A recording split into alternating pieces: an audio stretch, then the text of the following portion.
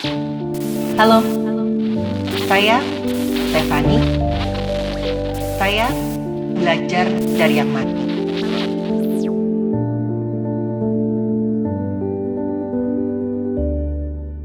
Teman-teman, di episode Frekuensi Stefani Spesial Lebaran ini saya udah ada bareng Ustadz Jojo Ali Yusuf. Dan jujur, saya grogi ini.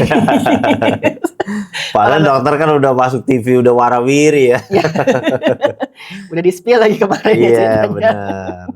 Alhamdulillah bisa silaturahmi juga ya dok ya. Ya, Ustadz ini kan lagi episode spesial Lebaran nih. Ya di hari yang cerah ini alias di depan hujan deras dan mudah-mudahan gak kerekam ini suara hujannya. Iya. Penasaran nih, waktu kan pertama kali Pak Ustadz itu kan mu'alaf di tahanan ya. Iya betul. Perasaannya gimana sih waktu pertama kali Lebaran kok bebas gitu alias dalam tahanan? Rasanya gimana sih waktu Lebaran pertama lo di tahanan? Iya dok, jadi saya ngelihat banyak pemandangan yang menurut saya sih menyedihkan lah gitu. Kayak misalkan itu kan kalau biasanya kalau hari-hari biasa itu kunjungan penjara kan hanya di tempat ruang kunjungan. Khusus di bulan Lebaran itu satu lapangan semua dok dibuka tuh dok. Semua lapangan semua dibuka.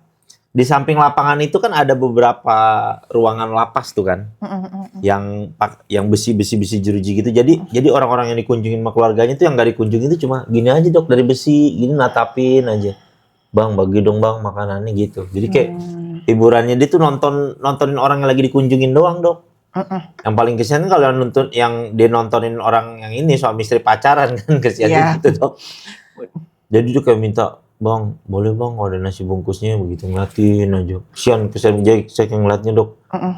Ternyata tuh punya keluarga tuh alhamdulillah banget ya, satu nikmat banget gitu ya. Sesuatu yang orang kadang-kadang nggak nyadar. Iya gitu kalau dalam kan. penjara istilahnya anak hilang tuh dok. Iya jadi kayak anak yang dia masuk penjara yang keluarganya udah masa bodoh sama dia dah. Jadi ya udah dia nggak dikunjungin. Tadi cuma ngarepin nanti teman-teman yang dikunjungin itu mau sharing makanannya itu. Gitu aja. Jadi saya ngeliat, sedih juga ya, kesian kadang orang. Ya alhamdulillah lah waktu itu masih ada orang tua masih lengkap, keluarga masih ada gitu dok. Jadi saya merasa bersyukur banget dok. Nah terus waktu selama Lebaran di tahanan itu ada nggak sih cerita kayak yang aneh atau unik gitu kan? Kita kan kalau saya gitu yang ngeliatnya kan kayak di TV, oh ini lagi kunjungan, cuma sekilas. Tapi suasana sebenarnya kayak gimana sih? Macem-macem sih dok, kayak contoh dari dalam penjara aja saya tuh. Jadi dulu ya itu kalau misalkan napi-napi yang baru masuk tuh banyak tuh terjadi kasus kekerasan dok. Kayak misalkan ada orang masuk itu kayak dipalak gitulah. Istilahnya kalau bahasa penjara itu diotakin gitu kan. Itu minta mana duit lu, keluarga lu bawa sini, kalau nggak gue gebugin lo gitulah, kayak diperas gitulah. Gitu. Nah tuh biasanya kan dari satu polsek itu dapetin misalnya uang 1 juta atau apa. Itu mereka uangnya tuh dibikin pelor dok. Jadi uangnya itu dibungkus plastik sama dia bungkus, tadi ditelan dok, dimakan. Nanti pas dia pindah, karena kalau dia bawa uang ketika perpindahan dari polsek ke rutan atau ke lapas tuh kan pasti diperiksa dok. Nah caranya gitu ditelan semua. Nanti pas dia di sana dia beol keluar dok bareng gitu ada dok. Jadi kadang-kadang kalau bisa beli di warung ini, duit pelor nih katanya. Ada bau-baunya gitu dok. Saya juga baru tahu, iya juga ya ternyata nggak terurai di situ gitu dok. Plastiknya terus-terusan gitu di iniin dok. Saya bilang, karena nggak tercerna. Itu kadang bisa sampai misalkan satu pelor itu 200.000 gitu dok misalkan. Jadi 1 biji. Nah berarti kalau uangnya 2 juta 10 biji dok gituannya dok. Pernah sampai ada kayak gangguan apa gitu nggak? Misalkan mungkin gangguan pencernaan atau gimana? Gitu. Paling kalau yang misalkan yang orang di sana itu tahu gini, lu bawa pelor lu ya gitu dok istilahnya dok. Ketahuannya dari? Ya dari gaya-gayanya aja. Nih gaya lu dari stasanya lu tukang meres-meres napi baru nih lo nih gitu. Orang ditendang perut, keluarin nggak perlu, ayo lo cepet lo berak lo gue tontonin gitu. Iya sampai kayak gitu dok. Jadi biar tahu nanti kalau misalkan ada di plastiknya itu keluar lagi. Saya juga baru tahu ternyata keluarnya utuh gitu dok ya. Iya betul. Kok bisa begitu ya? Karena kan kalau plastik itu memang susah untuk dicerna. Makanya dulu misalkan pernah dengar gak ada anak kecil makan mainan gitu, makan apa kan sama dokternya pertama dikasih pencahar dulu nih gitu. Terus nanti dicek tuh di kotorannya.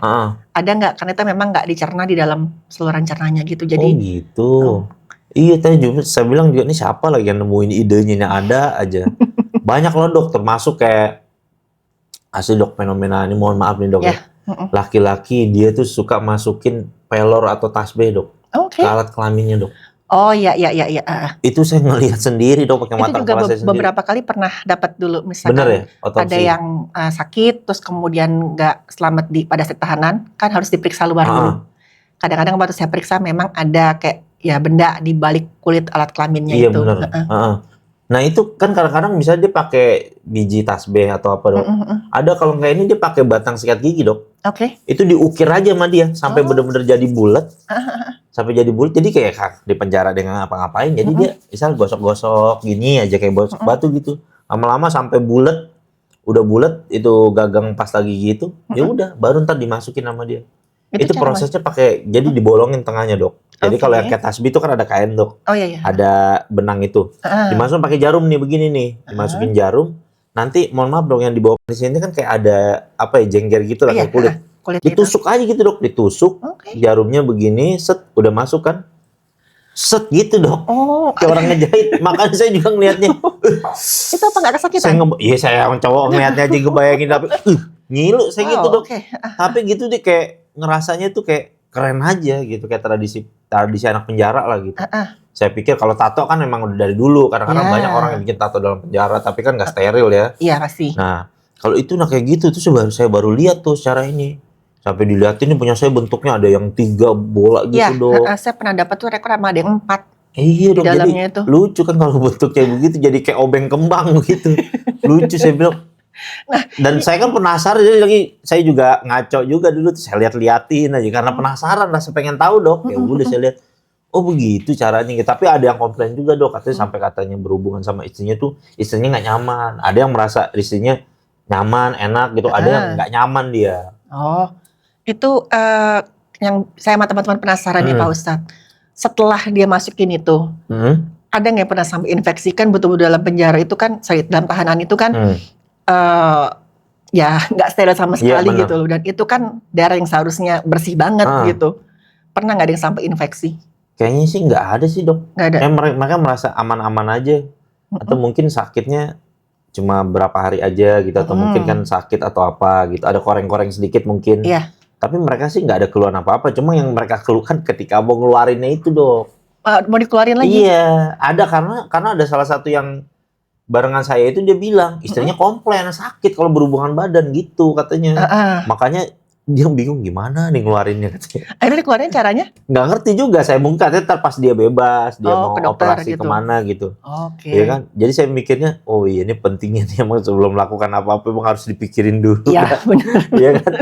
Iya akhirnya dia nyesel, ada yang nyesel tapi yang lain-lain juga biasa aja, ada yang malah seneng kok istri saya gitu. Itu kan saya dengar-dengar nih katanya tujuannya itu supaya untuk menambah, mohon maaf, kepuasan pada saat berhubungan bener gitu tuh kan. dok, begitu dok. Dari dia sendiri emang kerasa beda gitu dari Rata-rata ada yang mengatakan gitu, ada yang istrinya nggak nyaman dok. Kok dari orang yang pasang sendiri? Dari Kalau yang laki-lakinya? pasang sendiri, dianya sih nggak masalah apa-apa, cuma kan kadang-kadang istrinya yang ngeluh itu sama dia gitu loh dok. Jadi kayak nggak enak, nggak nyaman gitu. Saya juga nggak ngerti tuh kenapa alasan begitu tuh. Saya juga ingatnya gini, dulu tuh pernah ada anggapan mitos kok penyakit jengger ayam. Itu kan dari human papillomavirus yang ada kutil di alat kelamin. Dulu ada loh orang yang sengaja untuk nggak dia obatin, gara-gara ngomong ini kan menambah kepuasan, padahal ya enggak gitu. Dan juga waktu dia berhubungan sama istri kan selalu nularin jadinya. Oh iya benar. Ada anggapan gitu dulu. Tapi banyak dok, saya dok di dalam tuh dok kan dulu kan. Jadi salah satu teman kita itu dok, kakaknya dokter di situ, termasuk kepala dokter gitulah.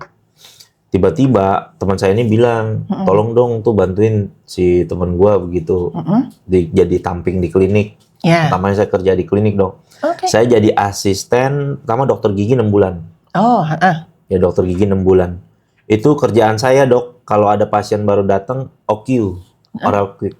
Oh iya ngecek untuk gigi. tes HIV kan. Tes HIV betul. Saya cek dulu gitu, misalkan nanti saya lupa strip 1 atau strip 2 ya kalau itu ya. Ya, untuk pokoknya tes screeningnya kalau itu. misalkan screeningnya positif, ya udah bilang langsung dibawa ke klinik bawah. Ini dijadwalkan tes darah VCT atau namanya dulu ada PITC kalau gitulah. Udah dijadwalkan gitu. Kalau yang misalkan belum, tapi dilihat nih suspeknya kayak dokter kan ngeliatnya dia tatoan nggak gitu. Terus ditanya pernah berhubungan di luar nikah nggak gitu, Ya, terjadi sembarangan, terus kayak pernah donor darah nggak? Saya juga baru tahu ternyata donor darah bisa juga tuh dok ya. Bisa, tapi kan kok sekarang kalau mau donor harus ada screening dulu. Jadi harus hati-hati, jangan Iya sampai makanya. maunya nolong tapi malah menularkan gitu. Bener. Nah itu akhirnya kayak gitu dok. Ada beberapa tuh yang memang ternyata HIV dok dan nggak mau gitu. Karena kan nanti alatnya gitu kan, walaupun punya mesin Iya steril sih. kan. Nah terus akhirnya setelah 6 bulan saya jadi asisten dokter gigi itu kan, ngeliatin dokter gigi itu. Nah saya ada satu momen yang paling berkesan saya tuh dok. Oke. Jadi ada dokter ada 2. Yang satu tuh kayak yang ahli gigi, yang satu lagi kayak ahli apa namanya copot gigi gitu dok. Oke. Ya kan beda-beda gitu kan spesialisnya kan. Itu pernah satu ketika ada satu pasien ini pas dicabut keras banget dok. Keras banget. Tuh udah diinin dulu kan apa suntik Dianestesi. baal gitu kan, anestesi. Set dicabut gini nggak susah dok. Oke. Terus sama dokter tuh dibilang apa? Bapak pakai siwak ya katanya. Oke, silakan. Terus kata bapaknya, iya dok kok tahu. Aduh susah pak, bapak mending 2 minggu berhenti pakai siwak dulu deh. Katanya, ntar baru balik lagi. Ya. Dari situ, gara-gara di situ dok sampai sekarang saya pakai siwak dok. Biar kuat ya. Iya, pakai saya siwak tuh dok tuh. Oke. Pakai siwak saya tuh. Dan dulu saya sering sakit gigi dok, gara-gara ini alhamdulillah dok, masya Allah. Nggak pernah ngerasain sakit gigi lagi. Oke. Jadi saya tuh pakai siwak. Jadi kalau misalkan kita sikat gigi malam aja bisa semua sebelum tidur. Sisanya 5 waktu bisa sholat tuh pakai siwak. Itu gara-gara itu dok saya dok. Iya. Yakin ya. Oh gitu dok, kalau pakai siwak susah. Kalau pakai siwak gigi tuh jadi kuat katanya gitu. Iya, kuat, lebih kuat kan. Dari situ saya tuh langsung bener juga berarti Nabi Muhammad ya ilmunya, saya bilang. Pakai itu. Nah dari situ tuh saya yakin tuh pakai siwak tuh. Habis itu saya dipindahin ke dokter yang ini dok, dokter umum di bawah. Macem-macem lah dok, saya ketemu orang. Oh, kasus yang paling berkesan apa? Untuk dokter umum nih? Saya ngurusin metadon dok. Oh, metadon ya. Buat Putau cair. Ya, putau cair. Kan buat mereka itu. Itu macam-macam orang dok, pagi-pagi udah begini ngantri duduk gitu. Saya bikinin sirupnya kan, karena kan tuh pahit banget kata dia kan. Jadi dicampurin sirup gitu. Terus, nah itu dok, berangkasnya kita tanggung jawab tuh dok. Hilang 0,1 mili aja, itu bisa pidana kita tuh dok. Iya, karena kan dosisnya sedikit aja bisa bikin orang. Iya. Disangkain saya ngejualin kan, udah akhirnya kasih tuh segala macam orang. Ada yang macam-macam tuh dok, ada yang di taman dia begini-begini ngerasain. Ada yang kan sebenarnya tujuannya kan misalkan dari dosisnya 100 mili, dia sebenarnya diturunin kan biar sampai hilang kan dok. Ada yang emang sengaja pengen, dok kurang dok dosisnya, padahal dia cuma pengen ngerasain esensi putaunya itu, putau cairnya itu. Nah akhirnya udah tuh saya ngurusin kayak gitu, terus termasuk sputum, sputum ya, TBC, terus sama itu tes darah, saya bagi-bagiin obat ARV. Oh, ARV, antiretroviral buat HIV. Iya benar, buat HIV. Ada tuh dok, kejadian satu pasien dok. Dia ini Jok, apa namanya, penyuka sama jenis, cowok. Oh, oke.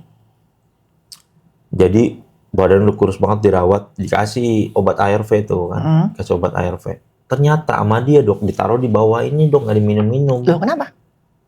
Ide kayak udah frustasi gitu dok. Oh. Jadi kan kalau yang saya lihat, nggak tahu ya, mungkin dokter, orang minum obat ARV itu imunnya mungkin bisa akan terjaga stabil, tapi kan resikonya kan ginjalnya kena, bener gak dok? Ya, jadi serba salah kan? Ya. Kayak istilahnya saya mengistilahkannya si buah malakama tuh, ya kan? Nah orang ini memilih, jadi ditaruh dok di bawah inian, di bawah bantalnya. Di bawah bantal. Oh iya ntar saya minum, taruh didiemin aja, drop tuh imunnya, meninggal dia. Itu disalah-salahin dok. Teman saya itu dok yang ini dok. Sampai situ SOP-nya, pokoknya kalau orang minum ARV harus kamu lihat depan mata kamu. Iya, karena dicek buah lidah juga kan, suka disembunyiin di situ katanya. Harus lihat dia minum nggak gitu segala macam. Itu gara-gara kejadian kecolongan itu dok. Sebenarnya tuh ya salah satu bahaya dari orang salah persepsi juga sih. Maksudnya semua zat kayak obat, kita minum obat warung aja memang semuanya dibersihin di ginjal gitu. Tapi yang kita lihat kan manfaatnya nih, ARV ini kan tujuannya buat menekan si aktivitas virusnya supaya nanti imunnya naik gitu. Mungkin ya kadang-kadang ngomongnya jangan diminum, nanti sakit ginjal loh. Padahal kan manfaatnya lebih banyak gitu. Manfaat sama ngaputnya kayak mudaratnya gitu, kan gitu. Lebih banyak manfaatnya gitu. Iya, tapi memang rata-rata memilih ya udah buat ngejaga imunnya. Tapi mereka kayak udah kadang-kadang imun atau pikiran mereka, moodnya mereka ngaruhin juga ya dok, kondisi fisik ya. Kadang-kadang kesian saya ngeliatnya gitu. Nah, saya tuh pertama kali pernah dok pas lagi nanya screening ada orang dok, cowok ganteng banget dok. Jadi dia tatoan, terus sama dokter saya dilihat lidahnya begini, ada jamurnya dok. Oh, oke. Iya. Terus Imunnya udah anjlok sekali berarti langsung itu. dia bilang, tapi penampakannya kan kalau orang yang udah HIV-nya udah mungkin udah tahunan udah apa kan mukanya kayak agak pucat gitu kan, kelihatan dok kayak bisa bedainnya kan. Saya sampai tahu tuh misal orang nih jajan, tapi kalau yang paling pastinya tuh lidah tuh, ya kan. Akhirnya sama dokter saya bilang, cek darah gitu. Dijadwalin kan setiap Senin sama Rabu kalau nggak salah, diambil darah, bener dok HIV dok. Dan dia nggak nyadar dan dia nggak tahu. Oke. Kan dipanggil pas ngumumin hasilnya tuh kan, saya di samping untuk nemenin dia tuh kan, dokter ngomong kan itu rahasia banget dok yang nggak boleh kasih tahu. Betul. Dan dia tuh shock gitu dok, langsung sampai drop gitu. Ternyata dia baru tahu. Yang saya kepikiran gini dok, kan pas ditanya sama dokter saya kan, dia tuh sering main ke klub malam, sering tidur sama beberapa cewek. Ya. Dan dia nggak nyadar dok kalau dia kena HIV. Saya dari situ jujur aja dok, saya takut namanya. Takutnya itu bukan karena berzina, itu bukan takutnya karena ayat agama pertama dok. Karena saya ngeliat gitu. Logika saya gini, kalau dia katakan udah tidur aja sama 5 perempuan, 5 perempuan itu hubungan lagi sama, berarti kan menular dok. Oh iya pasti. Ya kan? Pasti. Nah kan tuh berarti banyak. Berarti resiko orang kalau seks bebas itu menular HIV gede banget. Karena saya mikir gini dok, orang seganteng dia nggak mungkin nih tidur cuma 5-10 cewek. Ya. Dan dia ngakuin begitu dok. Makanya saya bilang, wah enggak deh. Dan satu Ustadz yang orang suka meremehkan, kan saya udah pakai karet pengaman, pakai kondom, kan bisa. Masih ada resikonya juga. Masa? Kan walaupun itu melindungi ya, tapi kan nggak pernah 100%. Masih ada ya ngomongnya perlindungan sampai 90% gitu. Ada resiko ya mungkin ada kerusakan kecil yang nggak kelihatan. Ada resiko di tengah-tengah dipakai itu tiba-tiba rusak. Dan bahkan, mohon maaf, ini saya ngomong dari segi kedokterannya ya. Kalau karet pengaman atau kondom itu kan dipakainya di bagian badan alat kelaminnya aja. Kan masih ada kulit yang nggak tertutup. Misalkan ada kontak kulit, itu bisa kayak dia masuk ke pori-pori gitu dok? Tapi biasanya sih kayak virus human papillomavirus, yang janggar ayam, yang bisa pada perempuan jadi kanker leher rahim itu. Dan itu orang suka meremehkan, aku udah pakai kondom gitu, aku udah pakai pengaman, aman-aman aja. Bilang enggak, tetap. Dari situ dok saya pertama kali saya bilang, aduh naudzubillah ya Allah, enggak deh, takut deh namanya dosa zina tuh. Kira-kira ngeliat begitu dok, jadi kayak saya bilang, apa nih HIV ini sebenarnya memang kayak penyakit kutukan gitu. Saya dulu pikir gitu dok, kayak orang yang menyalahgunakan gitu kayak seks bebas ini apa kutukan. Karena mohon maaf dok, rata-rata yang di dalam itu yang banyak kena tuh orang yang gay dok. Itu hampir mungkin misalkan dari 10 gay 8 tuh kena tuh dok. Udah pasti kena. Sebenarnya sih ada penjelasan dari medisnya juga. Mohon maaf, ini saya nggak bilang dari salah dan tidaknya ya. Tapi kalau biasanya kan mereka berhubungan itu tidak melalui tempat yang digunakan untuk berhubungan badan, seperti mana laki-laki dan perempuan gitu. Misalkan dari mulut, mohon maaf dari bagian anus itu kan pertahanan untuk penyakitnya kan tidak sebaik tempat yang seharusnya digunakan untuk berhubungan badan gitu. Gitu ya. Yang resikonya lebih tinggi, walaupun maksudnya gini, kita bayangkan aja orang laki-laki sama perempuan yang beresiko terkena penyakit di tempat yang mungkin pertahanannya lebih tinggi gitu loh. Bagaimana dengan yang tidak? Dan itu rata-rata dok, misalkan jadi sampai dokter saya tuh kalau misalkan udah ngelihat yang cowok rada-rada ngetril kayaknya udah tes PCT dan itu saya kalkulasikan mungkin dari 10 orang 8 tuh disuspek tuh dok. Entah itu kenapa, kesian, makanya saya ngeliatnya juga wah kesian banget ya orang kayak saya ngeliatnya itu tiap hari. Kan yang gedeknya harus disiplin itu kan dok, minum tiap hari. Dia nggak boleh dirapel begitu dok, minum obatnya dok. Datangnya harus tiap hari. Minum loh. Tontonin. Ya, gitu. Karena kan kalau melawan virus itu adalah imun kita melawan virus itu gitu, dan imun kita harus dinaikin sama kita pakai obat dibantu, jangan remeh gitu kan. Sampai sekarang belum ada obatnya tuh dok. Sampai sekarang ya ARV itu untuk menekan cuma buat neken doang ya aktivitasnya si virusnya itu. Tapi kalau untuk benar-benar orang hilang sampai hilang banget, kalau virus kan ya dia nggak akan hilang. Nggak akan hilang dok. Sampai saat ini nggak akan hilang kalau virus HIV loh gitu. Kalau kayak COVID gitu dok? Kalau COVID ya lagi-lagi kalau virus itu kan kita melawan si virusnya ini gitu. Dan jarang juga kan ada orang yang pengen ngecek melalui PCR dari apa, masih ada nggak sih virus itu dalam badan saya. Pokoknya imun kita tinggi, itu virusnya kalah. Gitu. Down gitu ya? Down. Gitu. Gitu. Dan ngerinya lagi kok bicara soal HIV ya, Pak Ustadz. Kan kita bilangnya, orang suka bilang nih, orang yang, mohon maaf, penyuka dengan sesama jenis, dengan orang yang berhubungan badan laki-laki dan perempuan, itu kan katanya statistiknya tuh susul menyusul gitu kan. Tapi yang kita lupa itu kan, kita nggak ngomongin nih kelakuan kamu itu benar atau salah gitu. Betul. Tapi ini tetap kamu beresiko, mau kamu sama doang, jenis atau berbeda jenis kelamin, resikonya tetap ada gitu. Dan ingat, statistik itu adalah yang tercatat. Yang orang nggak melapor gara-gara dia mungkin takut, itu kan kita nggak tahu berapa banyak. Makanya saya ngeliat juga kesian gitu dok. Jadi kayak hidupnya tuh kayak orang, dia kayak macam jadi jalan hidup tuh kayak hampa aja gitu dok. Gimana gue kayak istilahnya kayak bahasanya mereka nih, ya gue di kontrak mati mau gimana? Saya bilang ya emang yang sehat juga nggak kontrak mati, dia bilang gitu kan. Cuma dia kayak ya istilahnya lemes aja. Ada yang pernah tuh dok, teman saya dok pernah dikerjain juga sama teman-teman tuh bercandanya. Jadi diambilkan tes. Nah, petugas saya cerita lagi ulang tahun apa dia tuh sambil panggil, sini loh. Gimana keluarga sehat ini? Iya Pak, kenapa? Iya nih, tes PCT lo positif. Langsung buang duduk. Masa dikerjain? Udah kayak vonis. Dikerjain lagi ulang tahun juga bercanda ada aja tuh. Dulu tuh. Itu lumayan. Itu udah kepikiran dok. Didiemin sampai besoknya apa? Jadi di taman begini dok. Bengong aja gitu kayak kepikiran kan. Aku HIV ini gitu. Udah, sama temen-temen lagi di drama-dramain lagi. Udah nggak apa-apa. Semangat. Ternyata dibohongin. Aduh bercanda aja emang ada aja tuh. Nah saya ngeliat yang begitu-begitu tuh dok. Orang ngambilin dahak orang, sputum. Orang yang batuknya misalkan kan screeningnya ada dia berobat aja. Batuk udah berapa lama? Udah 2 minggu. Udah, nih masukin data sputum. Udah. Kerjaan saya pernah dok, orang dicariin, orang suruh datang masih bangun, masih tidur, saya bangunin, bang. Reak, oh iya. Coba bayangin dok, saya pakai sarung tangan, cuma orang bangunin orang terus bilang, bahkan karena kan reak gampang ngumpulin kan pas tidur kan, bener. Pas jadi baru bangun reak dok, saya pertama bangunin, itu paling bagus. Bangun. Oh iya apa? Tungguin lo mana reak lo? Oh iya nih bang, iya bang. Sering banget tuh saya tuh.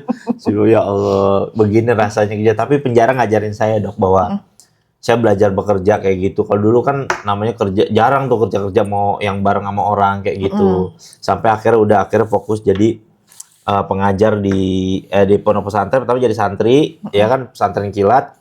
Sampai kurang lebih 2 tahun. Habis itu 6 bulan terakhir sebelum pulang, akhirnya saya ngajar tuh di dalam pesantren itu dok. Alhamdulillah. Gitu. Jadi ya macem-macem lah dok. Saya nanganin orang mati 2 kali dok. Yang pertama itu udah 2 hari atau 3 hari. Jadi satu ruangan itu atas bawah dia di triplek gini, yang ada satunya yang di bawah, terus ada di atas. Temen di bawahnya ini nggak Tuh orang di atas mungkin nggak keluar apa 2 hari dok. Tiba-tiba itu saya udah pakai lapis 3 dok. Gak tahu saya emang agak sensitif kali ya emang ini saya. Itu nggak kuat dok pas ini. Wah, aku bilang gue nggak kuat dah. Gue bilang lu mau besok nggak pakai gue nggak apa-apa dah. Gue bilang emang nggak kuat gue, baunya udah ini banget dok. Sama satu lagi dok. Pernah diri, masalahnya tuh berat banget tuh dok. Itu masalahnya utang piutang miliaran, alias kalah judi 50.000 dok. Dia gantung diri, kalah judi 50.000. Pakai sarung. Jam saya inget banget 2:30 pagi. Diketok-ketok tuh tempat saya tuh. Assalamualaikum. Kan satu blok tuh. Ustadz katanya, udah tolong nih, udah diri segala macem, nggak ada yang berani masuk. Oh terus apa saya berani juga? Saya bilang begitu kan. Manggil saya apa itu gara-gara ini saya berani. Akhirnya saya yang pertama kali dok datang dok, masuk pakai sarung gantung begini, ada yang gini. Oh iya. Udah menjulur keluar begitu. Udah menjulur begitu. Kan penasaran, saya tanya kenapa.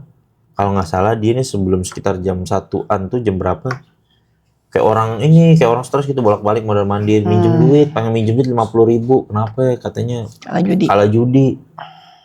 Mungkin nggak kuat apa ditagih gitu segala macem. Kiri dok, ada umurnya mungkin udah 52 tahun lah, 48, 52 gitu lah. Bapak-bapak.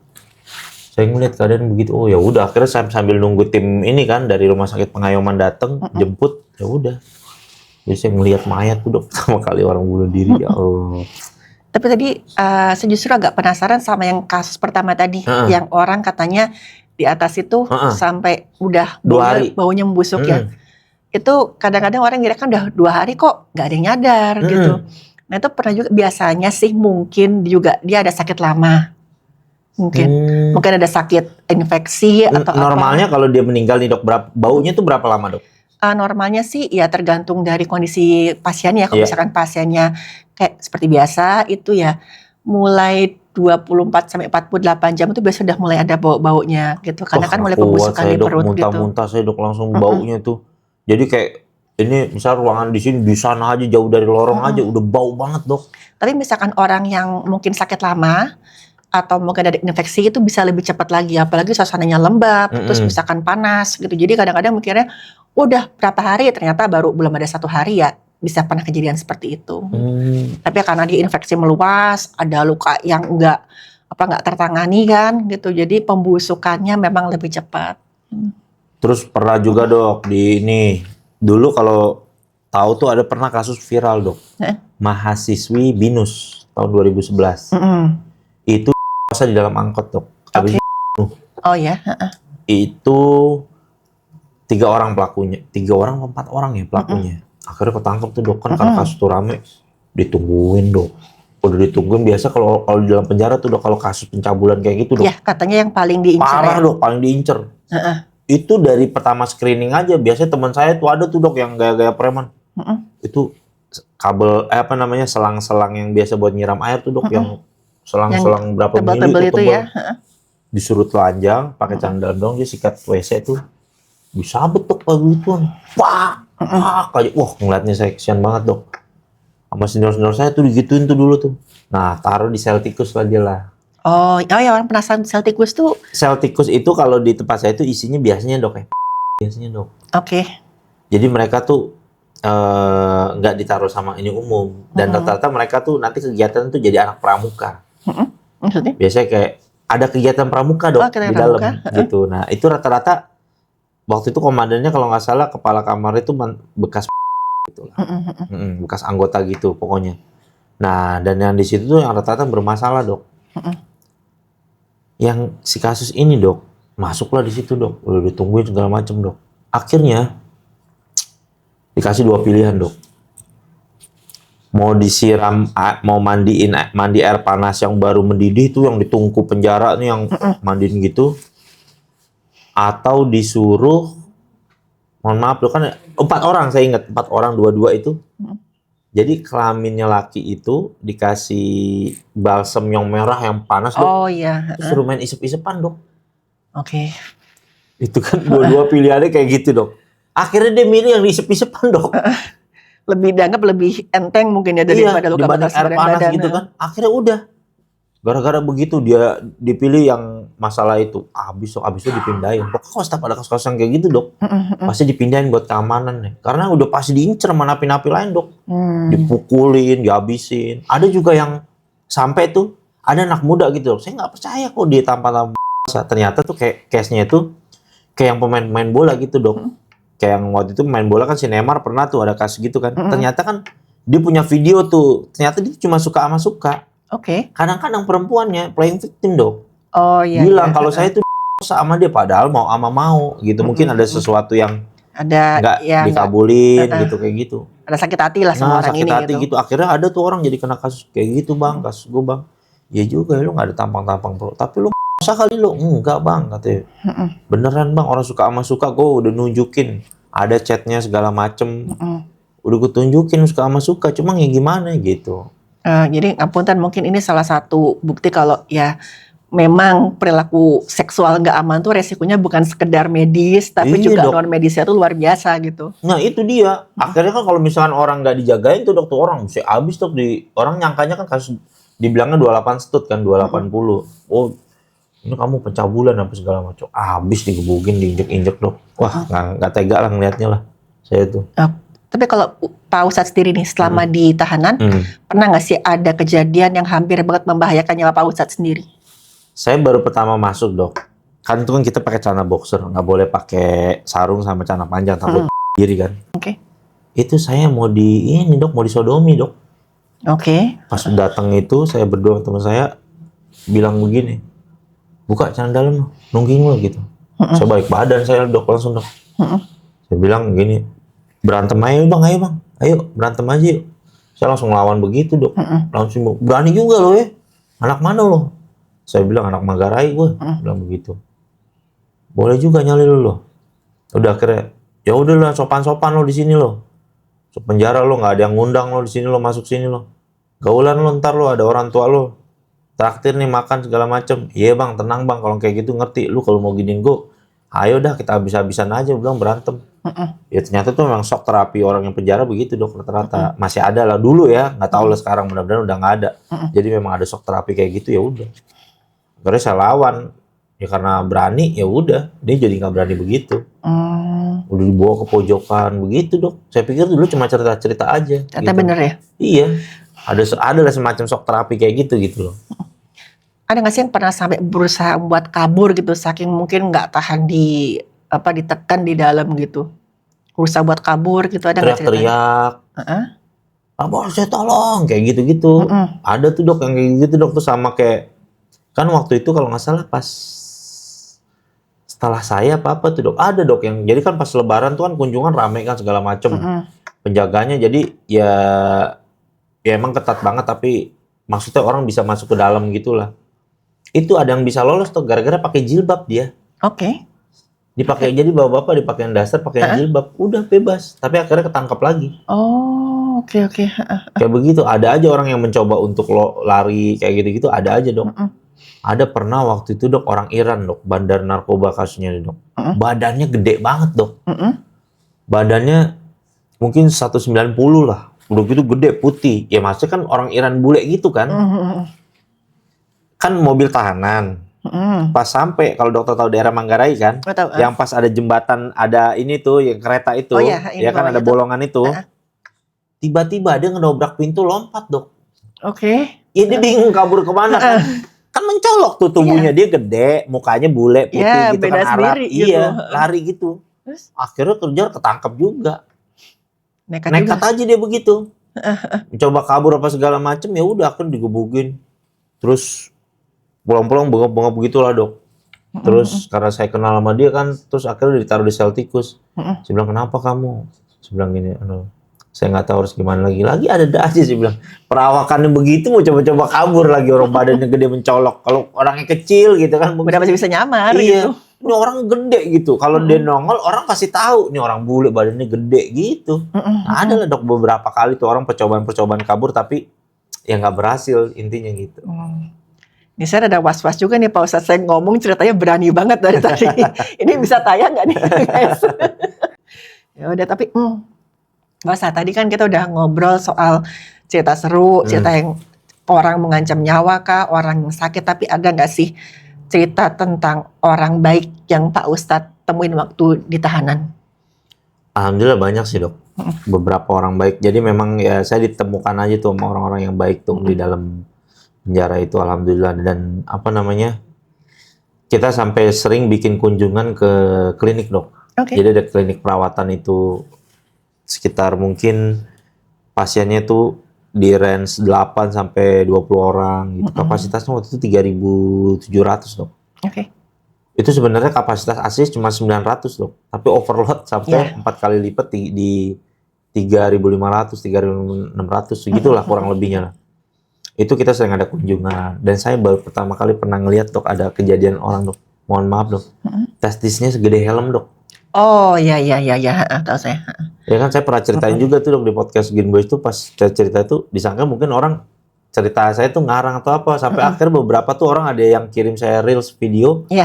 Ternyata memang cerita lo beneran ada, Stan. Ya emang gue ngeliat pakai mata kepala sendiri. Itu pernah saya bahas juga. Itu kenapa tuh dok? Infeksi parasit. Ya, infeksi parasit yang menyumbat ada saluran di situ dan kemudian terjadi penumpukan cairan, ya akhirnya jadi seperti itu. Itu harusnya berarti dioperasi gitu dok ya? Harus dioperasi kan dikhawatirkan, mohon maaf mungkin Amputasi. ada bagian yang testisnya sudah tidak bisa diselamatkan dan tetap harus dikeluarkan kan. Gitu karena itu kan kalau misalkan dibiarkan malah infeksinya meluas. Tapi kalau orang misalkan alat kelamin gitu dipotong segala macem gitu, lo masih bisa hidup gak sih dok? Oh masih bisa hidup. Cuman ya andai kata Tapi itu dijahit gitu jadinya? pasti pokoknya semua jaringan yang udah rusak tuh dikeluarkan. Hah? Kemudian jaringan yang masih diselamatkan ya dijahit lagi, diperbaiki. Tapi misalkan mohon maaf testisnya sudah diambil ya fungsi seksualnya tidak bisa berfungsi sebagaimana mestinya. Dia jadi udah nggak punya birahi lagi dok? Pasti akan pengaruh ke situ. Oh kayak kucing dong gitu ya? Apa namanya tuh? Di kastrasi Iya istilahnya. gitu ya? Oh kayak gitu ya? Itu saya ngeliat dok. Saya pikir kalau saya sih ngebahasnya the real azab nih katanya. Oh, iya. Karena dok itu kata teman saya itu kejahatannya dia tuh duit palsu dok. Oke. Jadi dia jualan duit palsu, tapi udah jualan duit palsu nipu dok. Jadi kayak ada orang misalkan, oke nih, lu mau beli duit palsu sama gua 50 juta, sama gua bayar 15 juta aja gitu. Oke. Transaksi di mana misalkan, oke gua taruh di tong sampah itu ya, oke. Lu mana duitnya nih? Udah gua taruh situ, difotoin sama dia nih. Lo transfer. Pas transfer pas ke sono nggak taunya duitnya kertas dok. Aduh, jadi Udah duit palsu, double haram deh tuh dok istilahnya dok. Udah bisnis duit palsu sama nipu orang. dan yang ketipu nggak mungkin lapor ke Nggak mungkin, ya mau gimana kan lapor Pak, gimana? saya mau beli duit Pak, palsu lapor sih, pas Bu. saya ditipu Ditangkap duit sekalian. palsu. Iya. Nah akhirnya begitu dok. Akhirnya orang menjahat banget tuh. Dan pernah tuh satu momen kita dari masjid tuh suka ada kunjungan. Saya ingat banget setiap malam minggu tuh dok. Bawa kita patungan lah kayak beli aqua, beli susu, roti gitu buat bagi-bagiin kan pasien gitu. Sambil dinasehatin, diingetin gitu. Ini orang ngeyel dok. Dikasih tahu dinasehatin kayak gimana sih? Kayak orang nggak mau dengerin gitu segala Masa macam. bodoh gitu. Masa bodoh. Tahu-tahu seminggu kemudian tuh di bawah gituan ada ganja dok. Di bawah. Saya nggak ngerti dari mana tuh di bawah tempat tidurnya dia. Dia tidur di bawah kan. Jadi kan ada ruang perawatan tuh ada yang isolasi yang parah tuh yang TB apa segala macam sebelah sana. Ini yang sakit normal kan nggak boleh digabung kan? Oh ya, isolasi. Itu pas ini ketahuan nggak tahu tuh ganja dari mana dia akhirnya ketangkap lagi. Ya udah dibawa rumah sakit Polri. Terakhir kalau saya orangnya udah meninggal dunia. Cuma saya ngeliat, wah dok, biji segede helm. Saya bilang saya nggak percaya gara-garanya itu teman saya yang cerita. Itu pak itu parah sakitnya. Masa iya nggak mungkin. Ayo lo sini kalau nggak percaya lo lihat sama gua. Datang ayo. Pakai masker gitu. Dia pakai sarung doang dok. Dibuka dok. Bener saya ngeliat. Oh ya iya. Allah. Mohon maaf, yang sebesar kayak kita bayangkan buah nangka pun pernah ada kasusnya. Pernah tuh dok. Pernah. Karena parasit biasanya. Iya. Makanya saya ngeliat yang kayak gitu-gitu dok. Orang yang cuci darah. Senin sama setiap hari Senin sama Kamis tuh kalau nggak salah tuh waktu itu cuci darah gitu kayak ngejalanin hidup tuh. Dia selama tahanan tuh misalnya 7 tahun. Selama 7 tahun gitu dokter dibawa ke rumah sakit Polri, cuci darah, terbalik begitu. Kayaknya kayak ngeliat, ya Allah, saya ngeliat macem-macem tuh orang tuh di dalam penjara tuh ngajarin saya kehidupan loh dok. Tentang bahwa apa yang manusia itu perbuat selama di luar penjara di kehidupan normal, itu akan berimbas kepada kehidupan dalam penjara juga. Jadi kayak saya ngebaratnya tuh penjara tuh seperti akhirat aja gitu dok. Jadi kayak hiburan halus lah gitu kan. Kalau selama kita di luar kan berbuat baik ya udah di penjara tuh akan ada ditemukan sama orang-orang yang berlingkup baik tuh. Tapi kalau jahat itu yang jahat juga dok. Dan ini baru yang di dunia ya. Nah yang tukang suka mukul-mukulin waktu di polsek itu dok saya tuh dok. Itu dia suka mukulin kan dok. Mukulin orang. Pas dia udah pindah dok. Dia pernah dipukulin sama hampir 300 napi dok, akhirnya. Tapi selamat setelah dipukulin itu. Habis dok, berdarah-darah dok. Tapi masih hidup. Sampai dilempar dang-dang air yang udah kosong, wah segala macem. Akhirnya dibawa ke rumah sakit kan. Dibawa ke rumah sakit, terus akhirnya dirawat, dirujuk ke rumah sakit Polri. Kalau udah parah dok, udah ini segala macem. Gara-gara dia tukang suka mukulin dok. Oh. Jadi saya kayak ngeliat, wah ya ngajarin saya tuh kalau orang berbuat baik ya udah akan dia akan menuai apa kebaikan yang dia buat, apa yang dia buat jahat ya begitu. Dia suka mukulin orang ya dipukulin orang akhirnya dok. Jadi kayak ngeliat, wah ini penjara dia benar-benar kayak miniatur akhirat banget ya berarti ya. Kalau kita kan ada istilah tabur tua ya. Iya betul dok, kayak begitu dok. Nah persis lah udah pokoknya gitu. kita berbuat baik, enggak gitu. Udah macam-macam dok pengalaman. Terus Pak Ustadz kan kita kebayangkan kan kalau orang penjaga atau sipir itu kan galak, menyeramkan gitu. Tapi ada nggak sih sipir penjara yang ternyata baik banget gitu selama Pak Ustadz di dalam? Banyak dok, bahkan ke rutan dulu, karutannya tuh baik sama saya dok. Dia kalau saya ceramah di dalam tuh dengerin gitu. Baik, ada beberapa yang petugas juga baik sama saya, hubungannya baik. Kayak bahkan yang saya di klinik itu, dia kadang tahu misalkan saya puasa nih, puasa Senin Kamis, suka beliin bukaan dia. Jajanin gitu, bisa dibeli makan nih, kamu nih makan juga nih gitu. Baik dok, alhamdulillah ketolong. Karena menurut mereka kan kita kan ya jatuhannya istilahnya ya walaupun kita bisa punya latar belakang keluarga yang mampu, tetap aja itu kan orang miskin lah, makannya aja juga.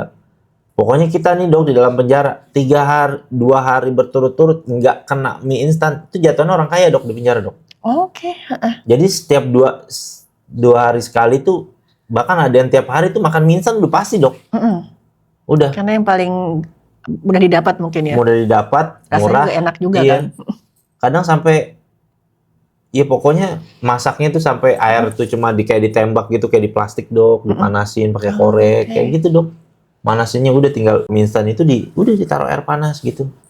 Udah makan tuh makanan paling rilang lain-lain. Kalau beli di koperasi kan mungkin uangnya kurang, kayak gitu. Belum lagi kan kita kalau makan kadang-kadang nggak enak gitu ngeliat ada orang. Masa kita enak sih kita makan, orang samping kita kelaparan gitu dok. Ya udah akhirnya makan yang nasinya tuh agak kurang dulu ya, nggak kurang layak lah dok. Tapi saya pernah pertama kali momen saya nangis tuh dok, ngeliat orang makan satu nampan dok pas lagi buka puasa. Nasinya kan kayak gumpul-gumpul gitu dok, nasi perak gitu nasi kan. perak. Gumpul-gumpul gitu. Nah lauknya cuma pakai mie instan yang dikeremes dok, pakein minyaknya, ditaburin di atasnya. Terus pas saya lewat, mas ini mas saya gabung sini ayo makan. Dengan PD-nya nawarin saya dan saya langsung nangis tuh saya. Ya Allah berarti saya bisa makan nasi padang, nasi uduk, lontong sayur di luar tuh ternyata tuh nikmat banget hidup saya sebenarnya. Karena saya ngelihat orang kayak gitu kok makan bisa seneng gitu loh. Dan PD-nya nawarin orang lagi dengan gitu. Dengan baik hatinya nawarin gitu. Kan. Dan ternyata oh ini hidup ini cuma masalah kita bersyukur apa enggak ya sama hidup ya sebenarnya. Saya dari situlah banyak belajar dok tentang kehidupan. Banyak banget. Kalau nggak seandainya nggak di penjara, nggak tahu lah saya jadi apa tuh dok. Nggak ngajarin kehidupan. Orang saya bisa masak nasi pakai magic command dalam penjara. Tahu tuh caranya, nyuci baju sendiri dok. Gimana rasanya terus nungguin jemur. Kadang-kadang kalau nggak ini hilang pakaiannya. Ya, kayak begitu. Tapi ini menarik loh Pak Ustadz, karena kan sekarang banyak orang yang ngelihat tapi pakai standar media sosial, mohon maaf ya. Orang lain yang hidupnya begitu bahagia, begitu apa, yang terjadi kebalikan.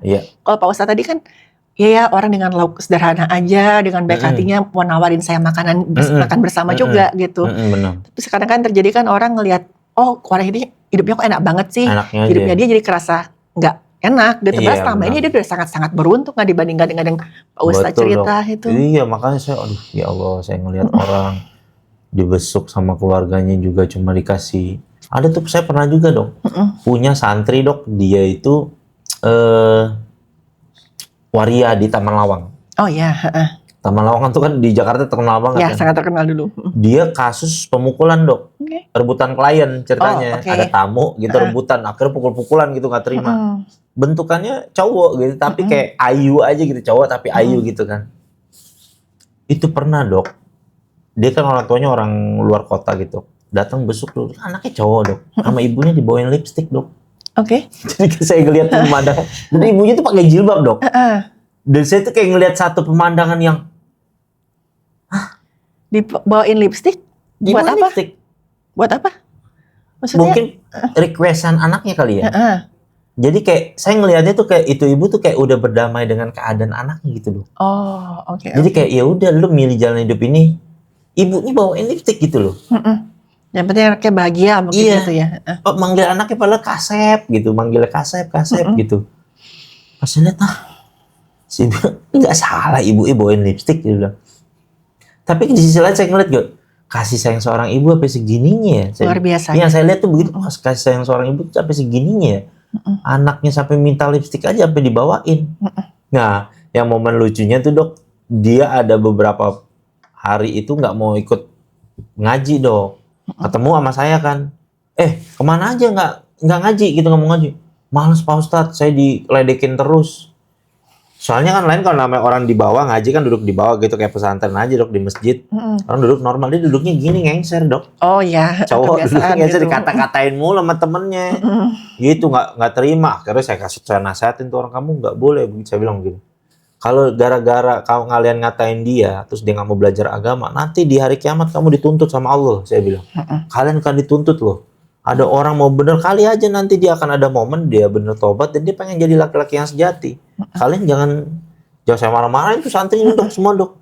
Jangan ada yang menghina-menghina dia, saya bilang. Saya ingetin kamu, nanti di akhirat kamu awas dituntut sama Allah, saya bilang. Ada orang mau bertobat, ada orang mau belajar agama, gara-gara kalian kata-katain tuh jadi enggak nih. Ya Pak Ustadz, minta maaf kalau bisa kamu sama dia gitu. Ya udah akhirnya mau lagi dia. Kayak kan orang mikirnya kan cuma bercanda, tapi kan kita nggak tahu efek ke belakangnya seperti apa gitu kan. Bener dok, akhirnya kan, iya, akhirnya pas dia udah bebas, temenan tuh dok, sama saya dok di Facebook dok.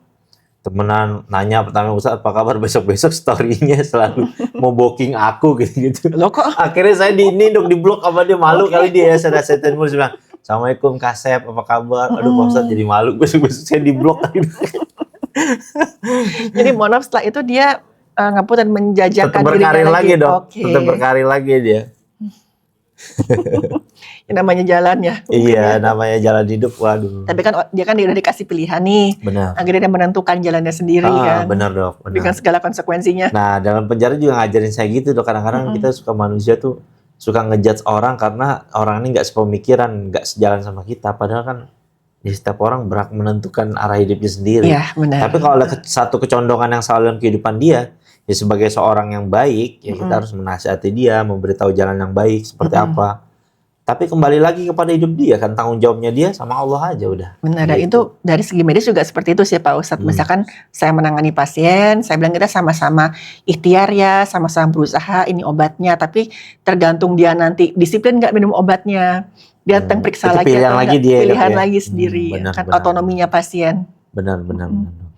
Nah, Pak Ustadz kan sering banget nih diminta kesana kesini membagikan pengalaman yang luar biasa ini kan unik-unik terus supaya orang bisa, apalagi kan pasti yang menjalani sendiri kan.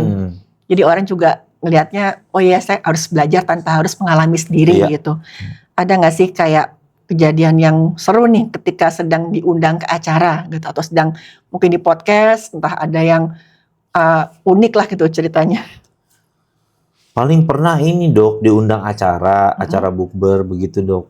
Nama tempatnya tuh APFI gitu. Pas saya datang nggak tahu tempatnya klub malam dok. Oke. Saya suruh ceramah di situ. Jadi saya ceramahnya di mimbar DJ dok. Jadi pas saya datang itu ternyata banyak orang-orang non Muslim, terutama tuh yang dari orang-orang Chinese gitu kan, banyak banget tuh di situ dok. Dan mereka ternyata emang bener mau dengerin tausiah saya, mau belajar agama. Yang tadinya saya tuh, loh gimana ceritanya nih klub malam ya? Terus akhirnya saya sempat merenung tuh lama, sekitar 5 menit di depan itu dok. Saya ngerenung aja, saya giniin. Tapi setelah saya pikir-pikir lagi, orang yang saya tahu tentang kehidupan dunia malam ya, dia kadang maghrib baru absen kerja, kadang pulang nanti subuh, sholat Jumat aja belum tentu, dia tuh kadang nggak dengerin ceramah. Kapan dia tuh mau dengerin tausiah agama? Jadi saya mikirnya, oh ini momennya nih mungkin. Dan itu bener dok, semua OB-nya segala macam tuh pada dengerin dok tausiah. Bahkan orang non Muslimnya pada nanya kayak begitu. Jadi saya mikirnya, oh gitu. Cuma ya paling kaget, paling awalnya aja host MC-nya Pak Ustadz. Izin nih Pak Ustadz, kan kita ada sesi tanya jawab nih ya. Kita nanya ringan-ringan dulu Pak Ustadz ya. Ini apa hukumnya kita bukber di tempat maksiat? Oke. Nanti penasaran jauh-jauh. Pertanyaan pertama. Saya bilang tadi katanya ringan-ringan aja pembahasannya, kok langsung begitu aja saya bilang. Jangan ringannya gini pada berat tuh. Iya. Tapi ya udah saya bawa enjoy aja, saya bawa bercanda. Iya, saya bilang orang yang datang ke sini apa sih pengen kebaikan, pengen silaturahmi, saya bilang. Ya Allah Subhanahu wa Ta'ala seneng lah sama orang-orang yang seneng cari kebaikan. Ya mudah-mudahan dari momen ini kita semua bisa ke arah kehidupan yang jauh lebih baik lagi. Sebenarnya gitu dok paling. Kalau demi kebaikan ya kenapa enggak? Iya, cuma ya agak unik aja sih dok kalau di klub malam. Aduh. Mungkin salah satu bukti ya yang namanya pesan kebaikan itu universal. Iya benar dok, benar.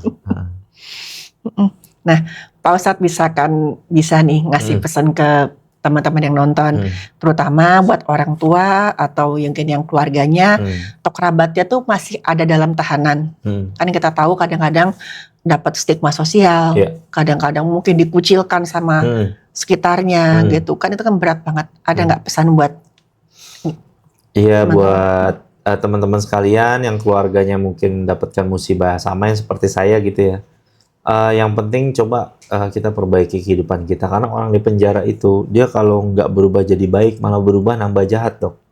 Jadi kayak seorang pemakai aja, dia ketika dalam penjara kadang dia tadinya cuma pemakai, bergaul sama bandar-bandar, jadi bisa berpikir bagaimana cara jadi bandar narkoba. Gitu. Oke. Tapi kalau orang walaupun dia seorang bandar narkoba, seburuk apapun dia, tapi kalau dia sudah niat untuk ke arah lebih baik, ya setelah dia pulang dia bisa jadi orang yang bermanfaat, bisa Ya, benar. memperkerjakan banyak orang, bahkan bisa jadi penceramah, macam-macam lah.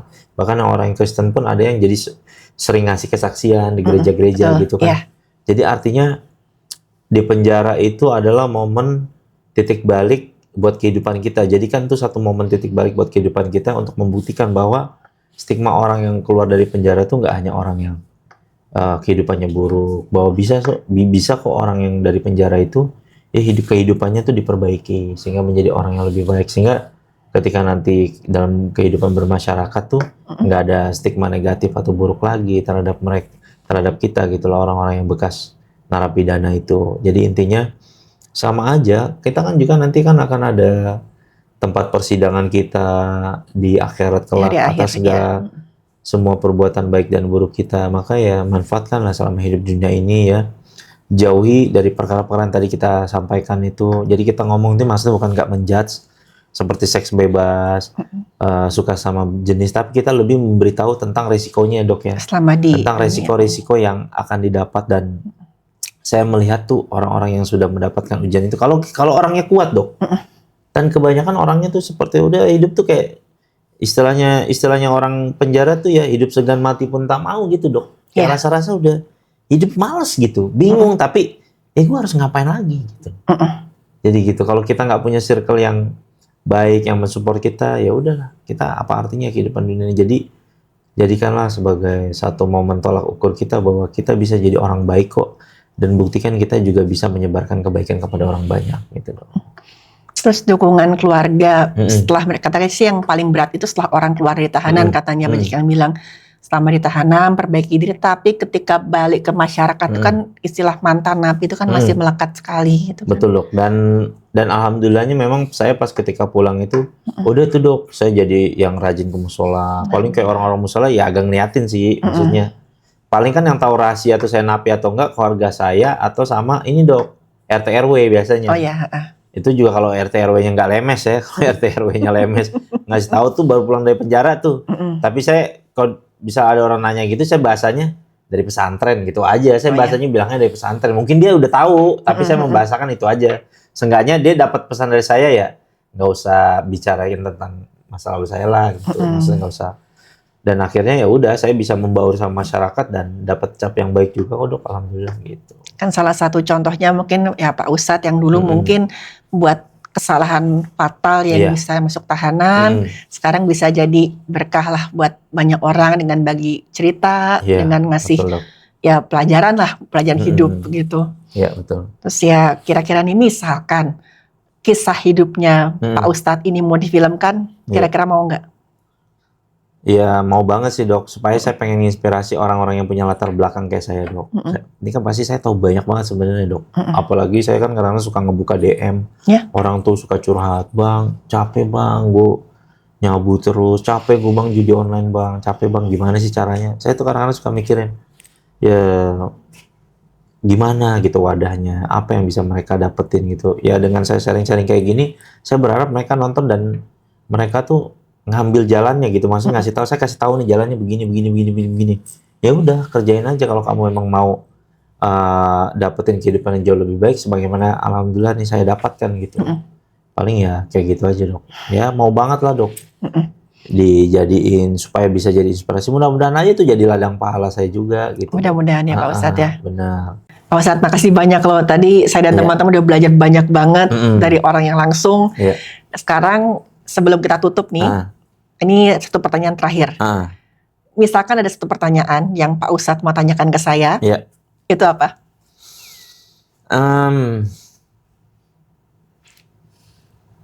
Kan saya sering nonton inian dokter kan, tentang cerita tentang pembunuhan gini.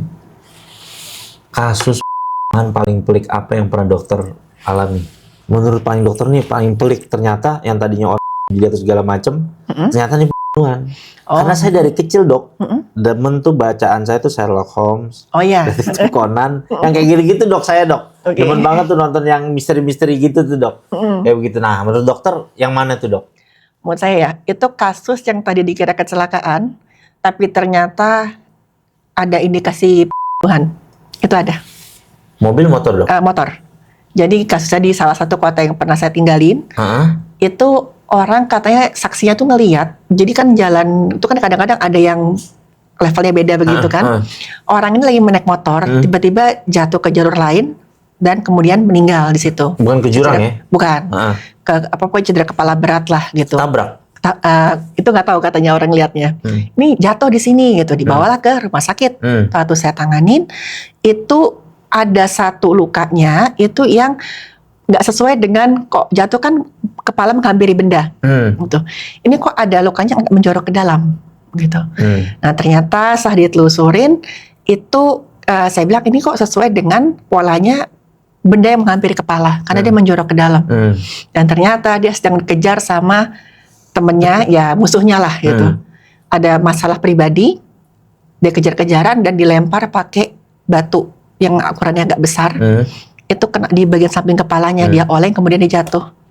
Itu jadi kasus tindak pidana. Ketemu dok nih? Ketemu, iya. Dari mana tuh dok? Ada CCTV? Nggak ada. Nah terus ketemunya? Ketemunya kan dia boncengan itu sama orangnya. Oh dia berdua, bukan dua motor? Berdua, jadi dia boncengan sama temannya di depan, di belakang itu orang yang ngincer dia, mau apa mau cekcok di tengah jalan ya? Iya, terus dilempar batu dan yang lempar batu berarti dipukul gini? Iya, dilempar. Dari jarak dekat? Dari jarak, nggak tahu jaraknya gimana, pokoknya dilempar dan just hantamannya keras. Sampai yang kemudian yang nyetir itu oleng, dia jatuh. Yang diboncengnya itu masih selamat. Dan kemudian dia ngasih, sebelum dia, waktu dia ditangani di rumah sakit, dia bilang, ini saya dilempar batu, gitu. Saya ngelihat kami dikejar orang, perkelahian antar kelompok, gitu. Oh, saya pikir pelakunya yang belakang ini bukan ya? Oh bukan, Oh, motor gitu. lain. Ternyata motor lain.